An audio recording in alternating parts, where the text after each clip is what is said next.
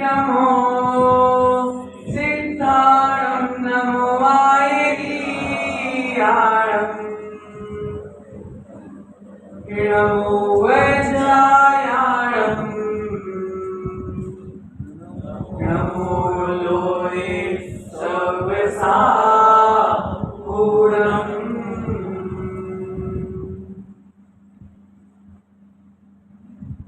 मेरे पवित्र मन में गुरुदेव आओ, मैं शास्त्र वाचन करूं प्रतिभा जगाओ,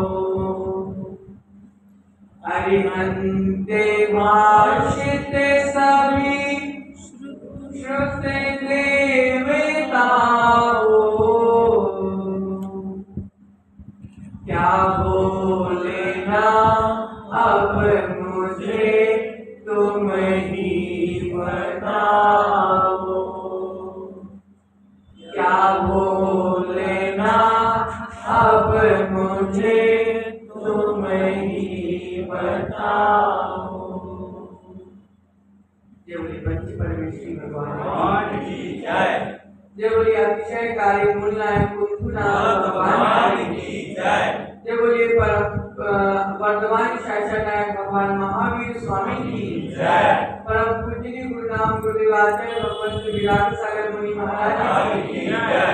जय बोले परम पूजनीय वर्तमान पट्टाचार्य आचार्य भगवंत विशुद्ध सागर जी मुनि महाराज की जय। जय बोले परम पूजनीय दीक्षा प्रदाता आचार्य श्री विभव सागर जी महाराज की जय। द्वादशांग जी महाराज की जय। परम पूज्य मुनि दीक्षा सागर जी महाराज की जय। श्री संघ की जय। प्रियतम 12 भावना की 11वें नंबर की भावना, बोधि दुर्लभ भावना।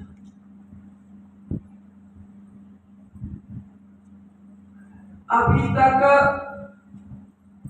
हमने 12 भावनाओं के बारे में जो कुछ भी जाना, उन सबको जानने का उद्देश्य मात्र यही है कि शरीर भोगों से हमारी विरक्ति हो, शरीर भोगों से, विषय वासनाओं से, राग द्वेष से हम छूट जाए। उसी श्रृंखला में आज हम 11वें नंबर की भावना, बोधि दुर्लभ भावना के बारे में समझने का प्रयास करते हैं। तो आचार्य भगवंत लिख रहे हैं, अहो अहो भाग हमारा। क्या लिख रहे हैं?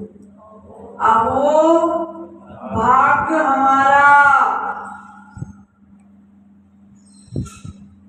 ऐसे खोटे काल में, ऐसे बुरे काल में, ऐसे भोगों के काल में, ऐसे दुखों के काल में, इस कली काल में हमको सच्चे देव की प्राप्ति प्रतिमा के रूप में हो गई। सच्चे देव की प्राप्ति प्रतिमा के रूप में हो गई। सच्चे शास्त्र की प्राप्ति जिनवाणी के रूप में हो गई। इस खोटे काल में, इस कली काल में, इस भोगों के काल में, इस दुखों के काल में सच्चे देव की प्राप्ति प्रतिमा के रूप में हो गई। सच्चे शास्त्र की प्राप्ति जिनवाणी के रूप में हो गई और सच्चे गुरु की प्राप्ति निर्ग्रंथ के रूप में हो गई।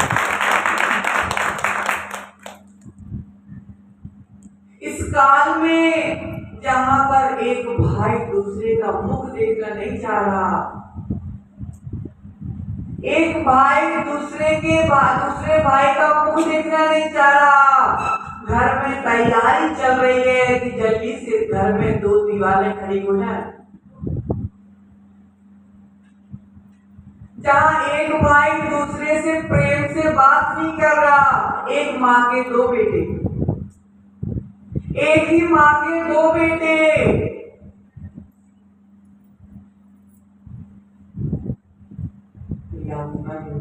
आचार्य भगवंत कह रहे हैं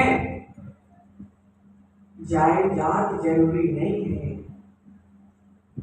जायदाद जरूरी नहीं है, संपत्ति जरूरी नहीं है, पैसे जरूरी नहीं है, घर मकान जरूरी नहीं है, भाई भाई का प्रेम जरूरी है। भैया जिस घर में गरीबी हो लेकिन भाई भाई में प्रेम हो, वह घर स्वर्ग होता है। और जिस घर में अपार संपत्ति हो, अपार पैसे हो, लेकिन भाई भाई में प्रेम नहीं हो, पिता पुत्र में प्रेम नहीं हो, वह घर पैसों से महान नहीं हुआ, उस घर से बड़ा नर्क कोई नहीं। आजकल तो संपत्ति के बंटवारे के साथ माँ बाप का भी बंटवारा हो रहा है। माँ को हम संभालेंगे तो पिता को तुम संभालोगे।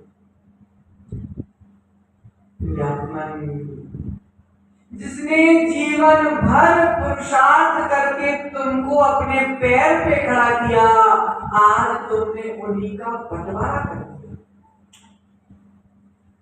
ऐसे ऐसे घर देखने आते हैं सुख भैया कि घर में माँ बाप रह रहे, बहू खाना बना के नहीं दे रही, माँ बाप के लिए बाहर से टिफिन बन रहा। ऐसा बुरा काल, ऐसा खोटा काल, ऐसा काला काल, इसमें भी हमको देव शास्त्र गुरु की प्राप्ति हो गई, हमारा परम सौभाग्य। छठे काल में देव शास्त्र गुरु मिलने वाले नहीं है।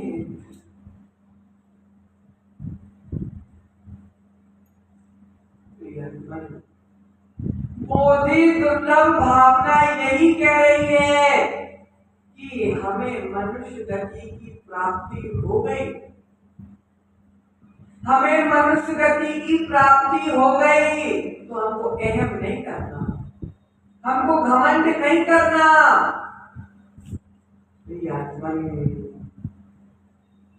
मनुष्य गति की प्राप्ति हो गई, मनुष्य पर्याय की प्राप्ति हो गई, तो हमको घमंड नहीं करना है, इस पर्याय की दुर्लभता का चिंतन करना।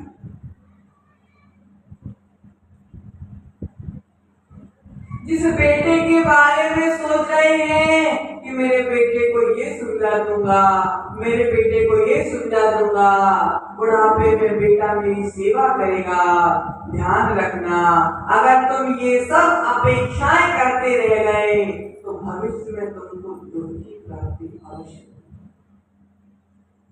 अपेक्षाएं जहाँ है सतीश जी, अपेक्षाएं जहाँ पे हैं, भविष्य में वहां पर बहुत बड़ा दुख है। इसी अपेक्षा की जगह अगर हम चिंतन करते हैं कि मेरे भाग्य में होगा तो भविष्य में बेटा की सेवा करेगा, पुण्य में होगा तो बेटा भी सेवा करेगा, लेकिन पहले से अगर हम अपेक्षा कर रहे हैं कि मेरा बेटा सेवा ही करेगा, ध्यान रखना, अगर तुम्हारे अंदर अपेक्षा है कि बेटा सेवा ही करेगा, भविष्य में बेटा ही लाभ।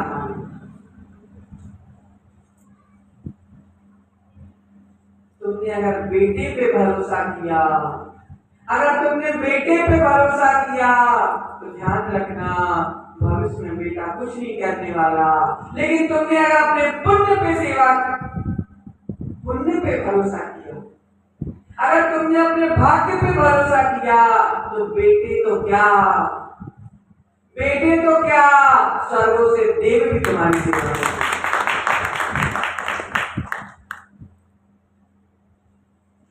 जिस पिता ने बेटे का त्याग करके मुनि व्रत को धारण कर लिया, क्या उसकी भी बेटा सेवा करने आएंगे क्या? जिसने बेटे का त्याग करके जो मुनि बन गए, हमारे सामने अपने साथ में ही है पूज्य श्री सागर महाराज, उन्होंने अपने पूरे भरे परिवार का त्याग करके आज मुनि व्रत धारण कर लिया। तो क्या अभी भी बेटे सेवा करने आएंगे क्या? बेटे तो दूर की बात है, स्वर्ग के देव भी उनकी भैया भी करते।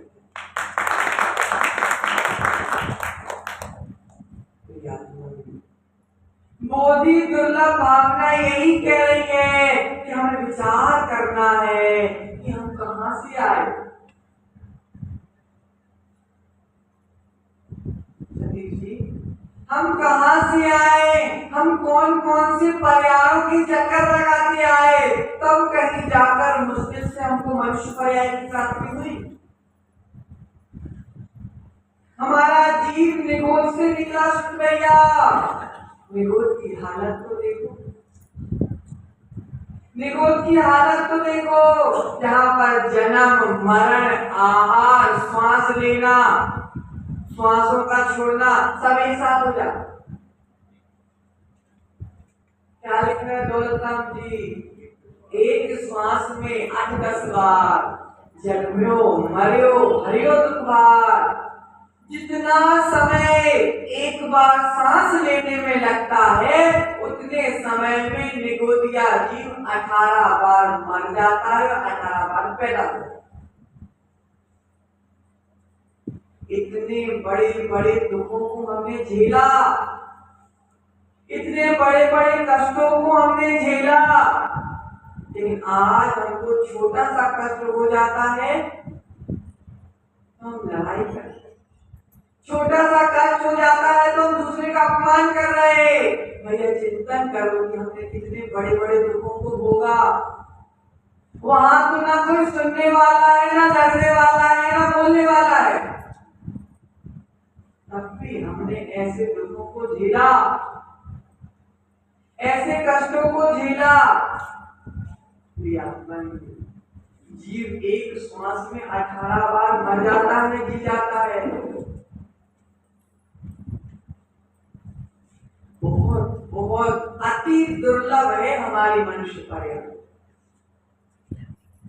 क्योंकि मनुष्य पर्याय ही एक ऐसी पर्याय है सुन भैया, जहां पर रत्नत्रय को धारण करके भगवान बना जाता है। अन्य किसी पर्याय में रत्नत्रय का धारण करना नहीं है। आचार्य भगवंत क्या कह रहे प्रदीप सर? आचार्य भगवंत क्या कह रहे कि जिस प्रकार अमूल्य रत्न अगर समुद्र में गिर जाए, अमूल्य रत्न अगर समुद्र में गिर जाए तो उस रत्न का पुनः वापस मिलना दुर्लभ है। अगर कोई रत्न, कोई महत्वपूर्ण रत्न, कोई अमूल्य रत्न अगर समुद्र में गिर जाए तो उस रत्न का वापस मिलना बहुत दुर्लभ है। जिस प्रकार अमूल्य रत्न का समुद्र में गिरने के बाद मिलना दुर्लभ है, उसी प्रकार इस संसार में मनुष्य पर्याय मिलना दुर्लभ है। बहुत मुश्किल से मिली, इसलिए अगर हमने अपनी पर्याय का गलत फायदा उठाया, ध्यान रखना वापस पर्याय मिलना अति दुर्लभ है। हमारे जीवन का अत्यंत दुर्लभ है, हमारा जीवन अत्यंत दुर्लभ है, इसका सदुपयोग करना। अगर दुरुपयोग किया तो पुनः एक इंद्री, दो इंद्री और निगोदिया जीव बनने में समय नहीं लगता। एक मुनिराज मंदिर में सामायिक, एक मुनिराज मंदिर में सामायिक कर रहे थे। किसी व्यक्ति ने भगवान को कलिंदर चढ़ाया, तरबूज। किसी ने भगवान के चरणों में तरबूज चढ़ाया, महाराज की सामायिक सी बुद्धि तरबूज में चली गई, तुरंत प्राण निकल गए और तरबूज में ही जाके कीड़ा बन गए। कहाँ सामायिक के माध्यम से भगवान बनने की तैयारी चल रही थी सुनैया, लेकिन भावों में परिवर्तन आया और तुरंत आयु खत्म हो गया। जिसमें मन लगा था उसी तरबूज में जाके कीड़े बन गए। जब मुनिराज के भाव बिगड़ने पर इतनी बुरी दुर्दशा हो सकती है, जो इतने त्यागी होते हैं, तो उनके त्याग के सामने हमारा त्याग तो कुछ भी नहीं है। उनसे तो पल भर का पाप हुआ, पल भर के भाव बिगड़े तो कीड़े बन गए, हमारे तो पल पल के भाव बिगड़ रहे हैं, हमारी क्या दशा होगी।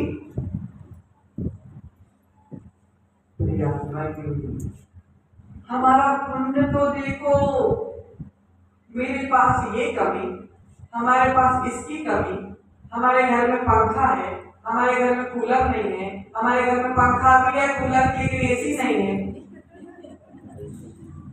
हमारे पास गाड़ी है, हमारे पास स्कूटी है, लेकिन हमारे पास कार नहीं, अपेक्षा नहीं।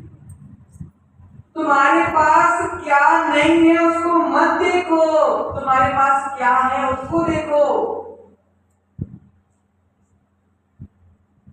आचार्य भगवत क्या कह रहे, सामग्री का मिलना, भोगों का मिलना, ये तो कर्मों के क्षयोपन पर डिपेंड करता है। और कर्मों को किसने डाला कुमार, कर्मों को किसने डाला? सर्वज्ञ भी अपने कर्मों को नहीं टालता है। तुम अगर कर्मों को टालने बैठोगे तो सुखी कैसे होगे? अपनी भावनाओं को, जो तुम्हारे अंदर बुरी भावनाएं आ रही हैं, अगर उन भावनाओं को तुम टालोगे, आचार्य भगवान, अगर तुम्हारे भीतर तुमने बुरी भावनाओं को टाल दिया, तुम्हारे कर्म अपने आप टल जाएंगे, और तुम्हारे कर्म टल जाएंगे, तुम भगवान हो। कर्मों के अभाव में भगवान बनने से कौन बचा? और कर्मों के आने पर, कर्मों के उदय पर भगवान कौन बना?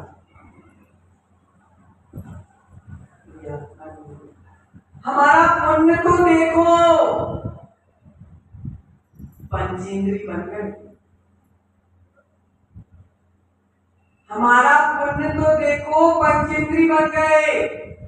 हमारा पुण्य तो देखो, पंचेंद्री में भी त्रियंजनी मनुष्य बन गए। हमारा पुण्य तो देखो, मनुष्य बनने के बाद 8 खंड में भारत देश में जन्म मिल गया, जिस देश से अनंतानंद 24 को जन्म हुआ। फिर हमारा पुण्य तो देखो कि जन्म मिलने के बाद उच्च कुल की प्राप्ति हो गई, जिस कुल में जीवों का घात करना नहीं सिखाया, जिस कुल में तो जियो और जिए दो सिखाया, ऐसे कुल में जन्म हो गया सुखैया। फिर हमारा पुण्य तो देखो कि हमको सच्चे देव शास्त्र गुरु की शरणा प्राप्त हो गई। फिर हमारा पुण्य तो देखो कि हमारे माँ बाप ने, हमारे पूर्वजों ने हमारे अंदर अच्छे संस्कार दे दिए। और क्या चाहिए? और क्या चाहिए? सतीश जी, न बेटा साथ में जाएगा, न दुकान साथ में जाएगी, न बीवी साथ में जाएगी, न गाड़ी घोड़ा बंगला कुछ साथ में नहीं जाएगा। तुम्हारे पिता के दिए हुए संस्कार तुम्हारे साथ में।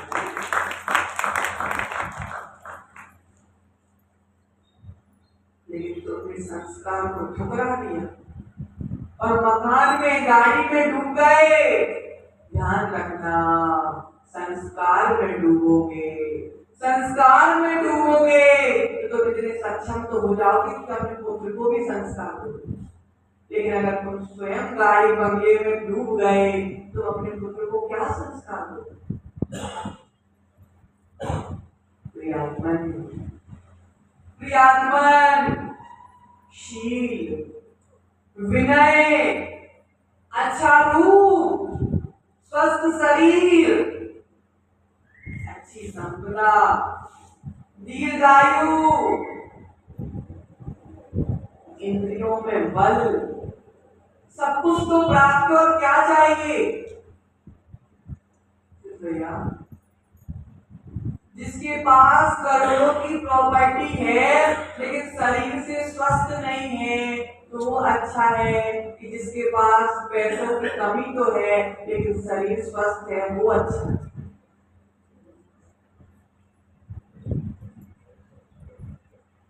क्योंकि पैसों का महत्व नहीं है।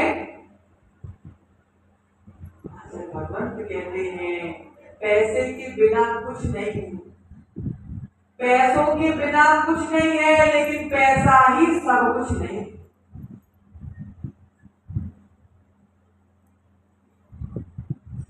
लाभंतराय कर्म का क्षयोत्तम होगा तो पैसे अपने आप आएंगे।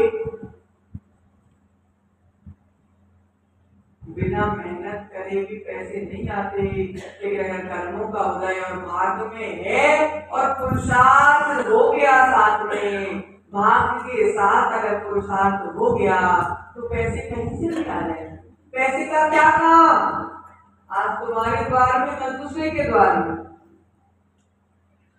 आज तुम्हारे द्वार में कल दूसरे के द्वार में, परसों तीसरे के द्वार में, लेकिन तुम्हारे भीतर संस्कार आ गए तो वह तुम्हारे पास से कभी जाने वाले नहीं। पैसे ही अगर अपने होते, पैसे ही अगर अपने होते तो मरने के बाद साथ में लेके क्यों नहीं जाते? पैसे ही अगर अपने होते तो मरने के बाद साथ में लेके क्यों नहीं जाते? आचार्य भगवंत कह रहे हैं पैसे अपने नहीं है, पैसे अपने नहीं है, शुद्ध परिणाम अपने हैं।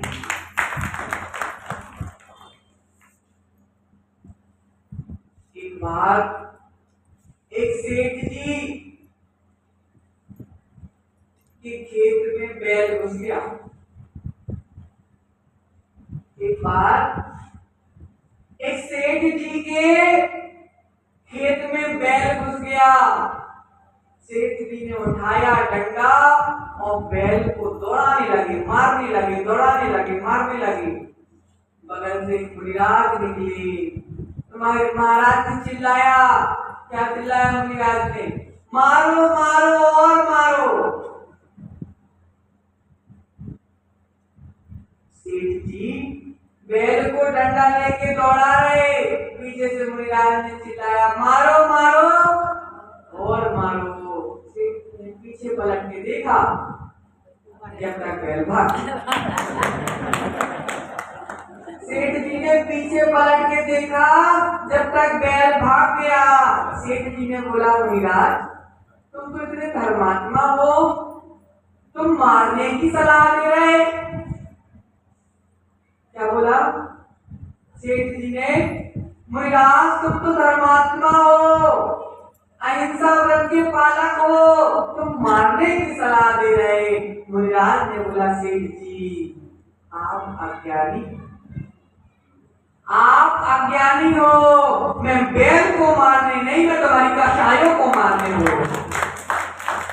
मारो मारो, अपनी कसाइयों को मारो,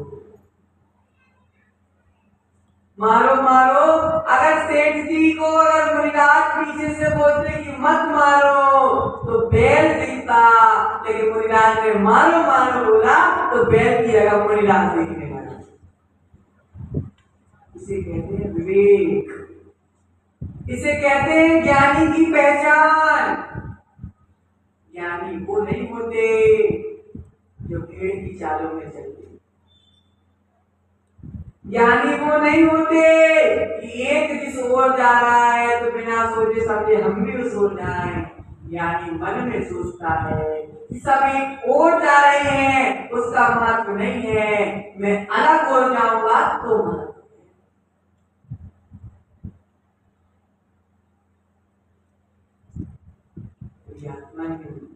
अत्यंत कठिनता से प्राप्त हुआ है ये सब।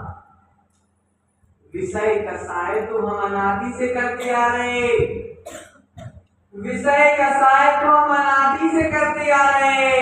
अब तो हमारा सौभाग्य हमको बुला रहा है, हमारा सौभाग्य हमको बुला रहा है कि आ जाओ, आ जाओ, कर लो रत्नत्रय को धारण, अपना कल्याण।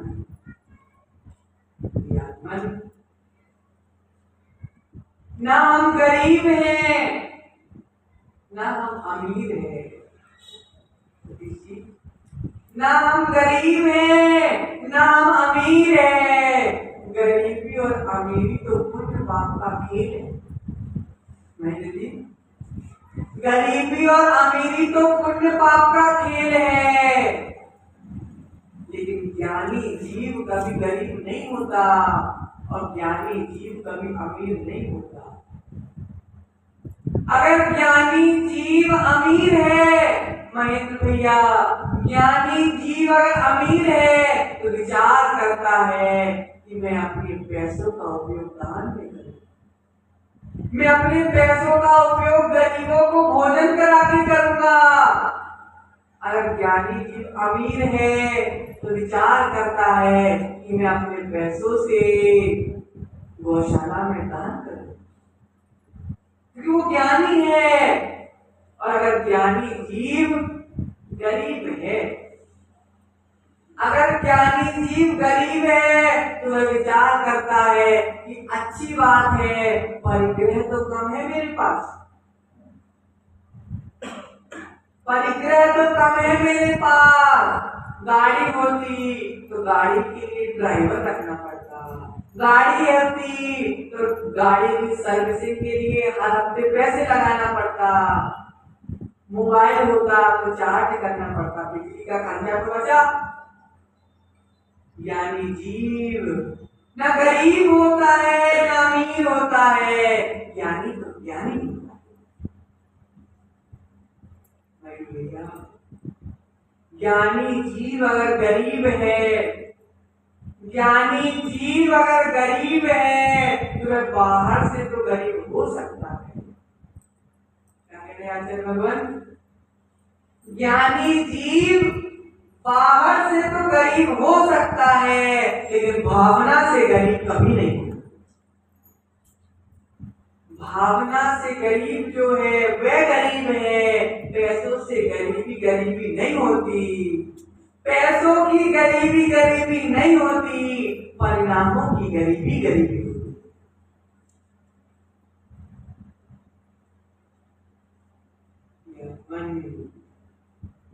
भगवान से यही प्रार्थना करना, भगवान से यही प्रार्थना करना कि भगवान घर संपत्ति तो बहुत बार प्राप्त हो गई, घर संपत्ति तो बहुत बार प्राप्त हो गई, मेरी आत्मा की संपत्ति मुझे प्राप्त हो गई।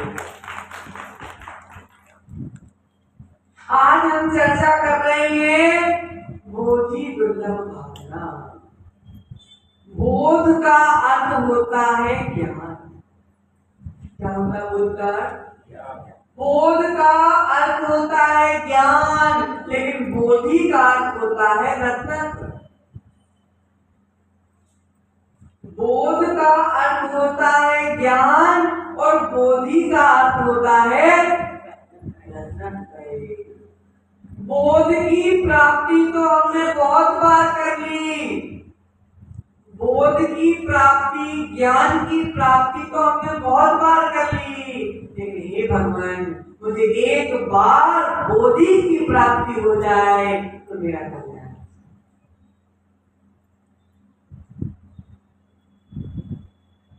बोध की प्राप्ति, बोध का विषय शुद्ध भैया, बोध तो मन का विषय है, बोध तो क्या विषय है? बोध तो मन का विषय है, लेकिन बोधि तो आत्मा का विषय है।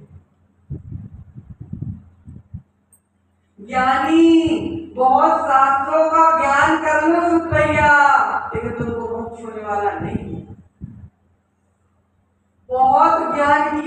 प्राप्ति कर लेना, लेकिन तुमको मोक्ष होने वाला नहीं है। अगर तुमने जिस ज्ञान की प्राप्ति की है, जिस सम्यक ज्ञान की तुमने प्राप्ति की है, उसके अनुकूल अगर तुमने आचरण कर दिया तो तुम्हारा मोक्ष पक्का है।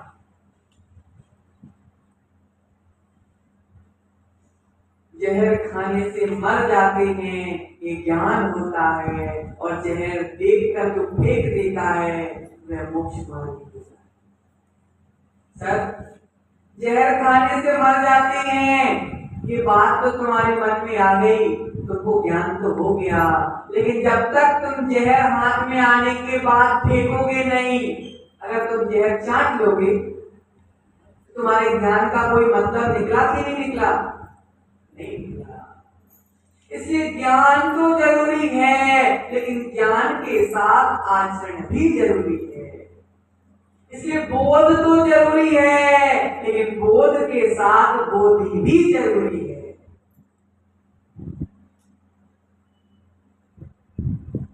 जिसे हम सता रहे हैं, जिसे हम सता रहे हैं, जिसे हम परेशान कर रहे हैं, ध्यान रखना, तुम्हारे मन में तो चल रहा है कि हम सामने वाले को दुख दे रहे हैं, लेकिन ध्यान रखना, सामने वाले को तुम दुख दे रहे हो, वो तो दुखी पहले से है। सामने वाले को तुम दुख दे रहे हो, दुखी पहले से है, लेकिन अगर तुम उसको दुख देकर सुख चाह रहे हो तो जिनवाणी कह रही है तुमको भी सुख की प्राप्ति होने वाली नहीं है। दूसरे को दुख देकर हम सुखी कैसे हो सकते हैं? दूसरे जीव का मांस खा के हम सुखी कैसे हो सकते हैं? दूसरे जीवों का घात करके हम सुखी कैसे हो सकते हैं? दूसरे व्यक्ति को गाली देकर हम सुखी कैसे हो सकते हैं? माँ बाप को दुख देकर हम सुखी कैसे हो सकते हैं?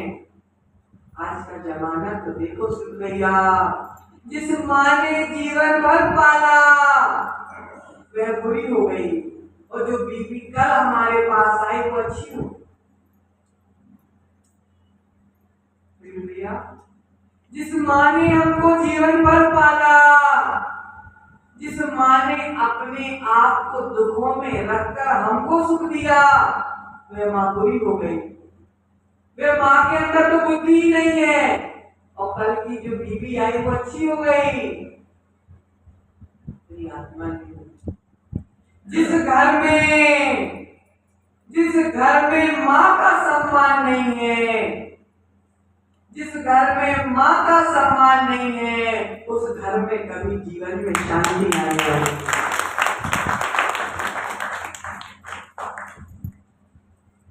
जिनवाणी में स्पष्ट लिख दिया सुख भैया, जहां स्त्री का राज हो गया, जहां स्त्री का राज हो गया, चाहे वो घर हो चाहे संग हो, चाहे घर हो चाहे संग हो, जहां स्त्री का राज हो गया, जहां स्त्री के अनुसार घर चलने लगे, जहां स्त्री के अनुसार संग चलने लगे, ध्यान रखना, घर का बुरा समय आ गया और संग का बुरा समय आ गया। जिस घर में पत्नी ही चलने लगे, वह घर कभी शांति को प्राप्त नहीं हो सकता, और जिस संग में आर्यताओं की चलने लगे, उस संग में भी शांति कभी नहीं हो सकती। पर्याय ही खोटी है। लेकिन स्त्री कितने भी रत्नात्रय को धारण कर ले, लेकिन अपना नैसर्गिक स्वभाव नहीं छोड़ पाती।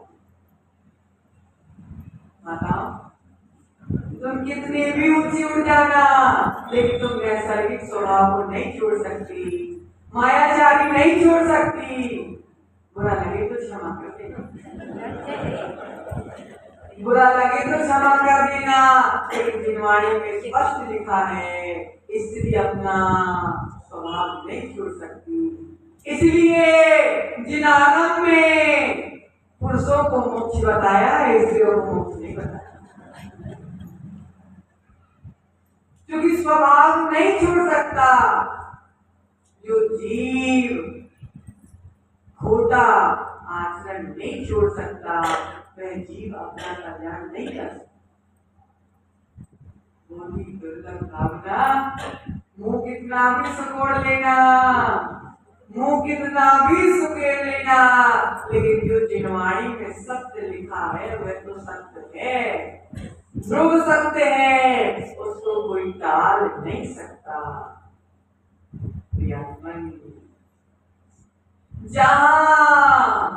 जहां जिस बोध में आत्मा का शोध है, वही बोध सच्चा बोध है। इसलिए बोध और बोधि में बहुत अंतर है। बोध और बोधि में बहुत अंतर है। एक व्यक्ति ने विचार किया कि आज हमें मुनिराज को आहार देना है। एक व्यक्ति ने विचार किया कि आज हमें मुनिराज को आहार देना है। जल्दी से धोती दुपट्टे सुखा लिए, धोती दुपट्टे छत में सुखा लिए। नीचे से पोता आया और धोती दुपट्टों को छू दिया। नीचे से पोता आया और सोले के वस्त्रों को छू दिया। तुमने पोते को गाल में एक चाटा मारा, तुमने पोते को गाल में एक चाटा मार दिया। प्रियात्मन, तुमने कपड़ों की तो शुद्धि कर ली थी, लेकिन तुम्हारे भावों में शुद्धि नहीं थी। तुमने कपड़ों की शुद्धि तो कर ली थी, लेकिन तुम्हारे भावों में शुद्धि नहीं थी। सोले के कपड़ों की शुद्धि करने से तुम्हारा कल्याण नहीं होगा। विकट परिस्थिति में तुम अगर परिणामों को संभाल लोगे तब तुम्हारा जितना पुण्य तुमने आहार देने के भावों के माध्यम से इकट्ठा किया था, तुमने थप्पड़ मारकर सारे पुण्य को साबुन लगाकर धो दिया। आहार देने की भावना करके तुमने जितने पुण्य का संचय किया था, तुमने पोते के ऊपर गुस्सा करके सारे पुण्य को साबुन लगाकर धो दिया। पुण्य को तुमने पाप में परिवर्तित कर दिया। प्रियात्मन, यही तो है बोधि दुर्लभ भावना। सोले के कपड़े सुखाने का बोध तो था, लेकिन तुमने उस परिणामों को बिगाड़ दिया, तो बोधि का नाम। चारों गतियों में मात्र मनुष्य गति ही है अपना कल्याण करने, उसको भी तुमने यूं ही मौज मस्ती में गवा दिया। फिर तुम्हारा कल्याण कौन करेगा? इसलिए भैया, आज से संकल्प ले लेना कि मैं बुरे लोगों के बीच में नहीं बैठूंगा। आज से संकल्प ले लेना जो दूसरों की बुराई करते हैं, ऐसे लोगों के बीच में मैं नहीं बैठूंगा। तुम कितने भी अच्छे हो, लेकिन तुम्हारी जैसी संगति होगी तो वैसे ही कहलाओगे। तुम्हारी जैसी संगति होगी तो वैसे ही कहलाओगे। स्वप्निल भैया, दारू की दुकान में बैठकर अगर तुम दूध भी पियोगे तो भी दारूखोर कहलाओगे। दारू की दुकान में बैठकर अगर तुम दूध भी पियोगे तो भी दारूखोर कहलाओगे। और वेश्यालय में अगर तुम भजन भी करोगे तो भी व्यभिचारी कहलाओगे। दारू की दुकान में तुम दारू पी रहे हो कि दूध पी रहा हो किसी ने नहीं देखा, लेकिन तुम बैठे कहां हो? अशुद्ध स्थान पर बैठकर तुम्हारी भाव शुद्ध कैसे हो सकते हैं? इसलिए तुम्हारी बुद्धि कितनी भी अच्छी हो, तुम दूसरों के बारे में कितना भी अच्छा सोचते हो, तुम तुम्हारा जीवन शुद्ध भैया कितना भी अनुशासित हो, लेकिन तुम अनुशासनहीनों के बीच में बैठोगे तो तुम भी अनुशासन ही कहलाओगे। इसलिए संगति सुधारो, संगति सुधारो। ऐसे लोगों के बीच में बैठो जहां पर दूसरों के गुणों की चर्चा होती है। ऐसे लोगों के बीच में बैठो जहां पर गुणों की चर्चा होती है। अब गुणों की चर्चा नहीं होती। सुदर्शन सेठ को तो देखो, सुदर्शन सेठ पर जब रानी प्रभावित हो गई, सुदर्शन सेठ पर जब रानी प्रभावित हो गई, सुदर्शन सेठ ने हाथ जोड़े, बोला मां मैं तो नपुंसक हूं। क्या बोला सुदर्शन सेठ ने? मां मैं तो नपुंसक हूं। जब बाद में रानी को सुदर्शन का पुत्र दिखाई दिया, जब रानी को सुदर्शन का पुत्र दिखाई दिया, जब रानी ने राजा से बोला, सेठ से बोला कि तुम्हारा पुत्र है, तुम तो नपुंसक थे। सेठ जी ने क्या जवाब दिया? मां पुरुष पर स्त्री के भोग के लिए नपुंसक हो जाता, पर स्त्री के भोग के लिए नपुंसक हो जाया करता है। आगम की यही व्यवस्था है, आगम की यही व्यवस्था है। जो पुरुष पर स्त्री के लिए नपुंसक हो जाता है, वही पुरुष रत्नत्रय को धारण कर भगवान हो जाता है। सभी संकल्प लेके जाना, सभी संकल्प लेके जाना। पुरुष, सभी पुरुष अन्य स्त्री के लिए तुम सब नपुंसक हो, अन्य स्त्री के लिए तुम सब नपुंसक हो। दूसरों के दोष कहने के लिए तुम सब गूंगे हो, दूसरों के दोष सुनने के लिए तुम सब बहरे हो, दूसरों के दोष देखने के लिए तुम सब अंधे हो। जो जीव दूसरे के दोष देखने के लिए अंधा हो जाता है, जो जीव दूसरों के दोष सुनने के लिए बहरा हो जाता है, जो जीव दूसरों के दोष कहने के लिए गूंगा हो जाता है, जो जीव परिस्थिति नपुंसक हो जाता है, वही जीव एक दिन गुंजनाथ बन जाता है।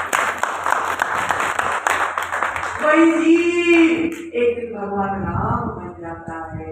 वही जीव एक दिन कर्मों का क्षय करके अपनी आत्मा को परमात्मा बना देता। जीवन की दुर्लभता को समझो। जिस जीव ने हीरे को भी पत्थर समझ लिया, वह क्या धनवान बनेगा। जिस जीव ने हीरे को भी पत्थर समझ लिया, वह क्या धनवान बनेगा महेंद्र जी। जिसने हीरे को हीरा समझा, वही धनवान बन सकता है। जिसने हीरे को हीरा समझा, वही धनवान बन सकता है। इसलिए जिसने मनुष्य गति को यूं ही सभी गति के अनुसार समझ लिया, वो क्या भगवान बनेगा।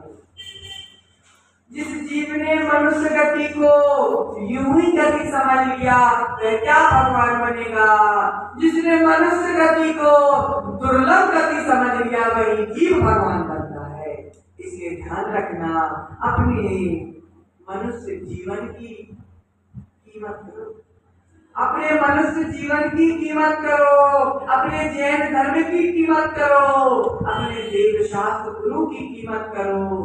जो देव शास्त्र गुरु की कीमत करता है, जो देव शास्त्र गुरु की कीमत करता है, जो इंसान इंसान की कीमत करता है, वही इंसान एक दिन भगवत्ता को प्राप्त करता है। इसलिए वैल्यू समझो, वैल्यू समझो। जो स्वयं की आत्मा की वैल्यू समझता है, दुनिया उसकी वैल्यू करती है। जो स्वयं की आत्मा की इज्जत करता है दुनिया उसको इज्जत देती है। जो स्वयं की आत्मा को, जो स्वयं की आत्मा के अलावा किसी और को नहीं देखता, उसके नजरों में सारे जीव भगवान आत्मा होते हैं। इसलिए सबके भीतर शक्ति है, शक्ति को मात्र प्रकट करने की आवश्यकता है। इसी मंगल भावना के साथ परम पूजनीय आचार्य श्री विभव सागर जी महाराज की जय। परम पूज्य श्री कृष्ण सागर जी महाराज की जय।